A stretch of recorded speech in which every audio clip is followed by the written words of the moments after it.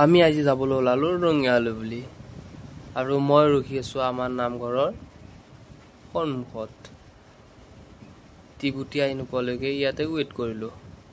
আহি গ'ল আমাৰ টিভুটি আমি গৈ আছো এনেকৈ ৰঙিয়ালৈ চিনেমা চাবলৈ বুলি আৰু আমাৰ লগত আহিছে নয়ন বড়ো আৰু লগত আহিছে অৰূপ এনেকৈ আমি আহি পাই গলো ৰঙিয়া আৰু আমি পাই গলো আহি চিনেমা হল ইয়াতে গাড়ীখন থৈ আমি এতিয়া গৈ আছো ভিতৰলৈ এনেকৈ ওপৰলৈ গৈ বহি ললো আৰু এতিয়া আমি চিনেমা চাব আৰম্ভ কৰিলো মানে আপোনালোকক আমি চিনেমা চাব আহা বুলিয়ে কৈছো নামটো চোন কোৱা হোৱা নাই মানে আমি আহিছো এতিয়া ৰুদ্ৰ চাবলৈ আৰু এনেকৈ আমি এতিয়া চিনেমা চালো